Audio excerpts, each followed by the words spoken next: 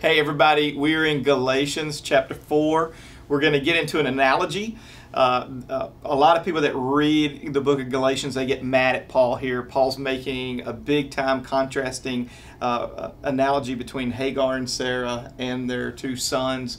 One's going to look like legalism and the law. The other is going to look like the promise and grace.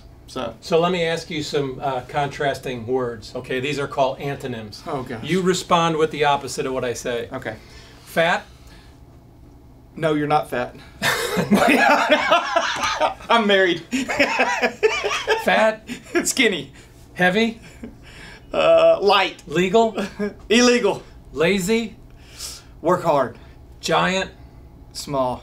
See, those are contrasting words that we find. And when you look in the book of Galatians chapter 4, verse 21 to 31, what you're going to see throughout the book, throughout the chapter, is this contract that Marcus was talking about between Isaac and Ishmael. And here's what Paul's trying to say. If you join the wrong team, it's going to be a miserable experience. My brother played 8th grade football. I'm 2 years younger than him.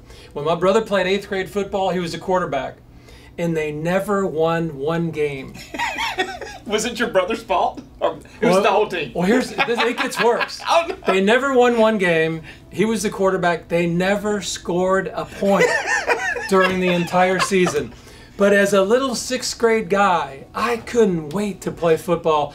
And I wanted to be on that team. Called the Razorbacks. No. Oh, okay. Even though it wasn't the right team. Yeah. So what happens when you get on the wrong team?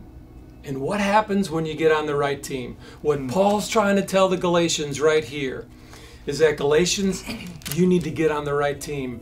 It's the team of freedom and not the team of legalism that the Judaizers were trying to preach. So let's do this. You get on the wrong team, there's disunity. You ever been on a wrong team like that? Yes, I have. I usually fired them. That's right. No, I've been on. Matter of fact, all of us that have had kids or you got grandkids that are in sports, there's been times where they got on the right team and the team brought the best out of each other. They did. And then you get on the wrong team and about halfway through the season, there is disunity. People don't like each other. They're bringing the worst out of each other. The worst play, the worst attitude. They even walk with heaviness on them. And I think this is a good picture because Paul's making this picture. That's exactly what he's saying. But on the right team, there's camaraderie. Mm-hmm. There's a sense that everybody's going the right way, and we have just a team atmosphere around us. You get on the wrong team, here's another one. You're lost. You don't know what direction you're going in when you're on the wrong team. The opposite of that is when you're on a team that has the same direction. Have you been on a team like that? They have clarity and not confusion. Exactly. They know what they're all about and supposed to be about. Yeah. Yep. You get on the wrong team, you're overconfident. I can tell you, I was on a football team one time. The first 4 games we won. We went out the 5th game and we had our hands up in the air with 5 fingers because that opponent was just number 5. You know what happened? We never won another game the rest of the season. We ended up 4-6. Oh my God! It was a terrible season after that because we were overconfident. Mm. You get on the right team, and this is a little bit different word, not exactly the opposite, but this is a word I wrote down. You get positioned. You get in the right spots. You are not overconfident, but you have an idea that you're all going in the same direction. Mm. And it's a huge difference. You want me to read some of this? Yeah. Okay. So here's the analogy. I'm going to start in verse 22.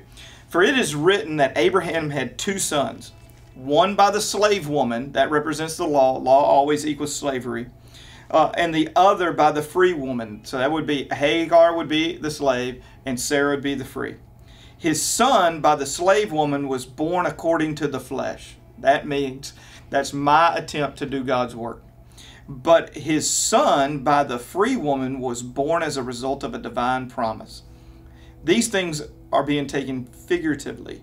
The women represent 2 covenants. One covenant is from Mount Sinai and bears children who are to be slaves. This is Hagar. Notice the contrast as he's reading. And now Hagar stands from Mount Sinai in Arabia and corresponds to the present city of Jerusalem because she is in slavery with her children. But the Jerusalem that is above is free, and she is our mother. For it is written, be glad, barren woman, you who never bore a child. Shout for joy and cry aloud, you who were never in labor, because more are the children of the desolate woman than of her who has a husband. Do you see the contrast between that?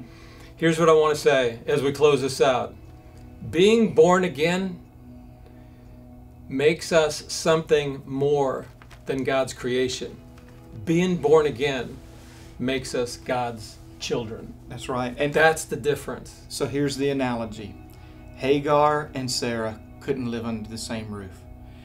Ishmael, Hagar's son, Isaac, there was too much conflict. This is the whole analogy that Paul is making, is that legalism, the law, and grace can't live under the same roof.